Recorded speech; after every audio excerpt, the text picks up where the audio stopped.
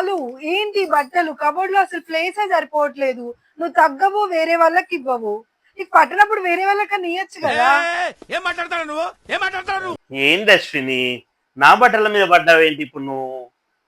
అవి ఉండని ఏమంటున్నావి ఇది వాళ్ళు నీకు పట్టట్లేదు కదా, పట్టినప్పుడు వేరే వాళ్ళకి ఇస్తే వాళ్ళకైనా ఉపయోగపడతాయి కదా. ఇంట్లో ఇప్పుడు 5-6 ఏళ్ల నుంచి ఇంట్లో పెట్టుకుంటే ఏమొస్తుంది చెప్పు?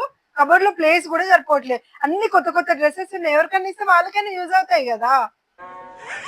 అబ్బా అశ్విని, నేను తగ్గుతాను కదా, ఒక 1 మంత్ చూడు నువ్వు, 1 మంత్ లో తగ్గుతాను.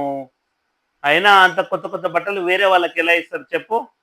మళ్ళీ తగ్గినాక మళ్ళీ నేను కొత్త కనుక్కోవాలా? మీకేంది చీరలు ఇంతున్నా అంతే అలానే కట్టుకుంటారు, ఇంత లావైనా కూడా ఆ చీరలే వస్తాయి మీకు.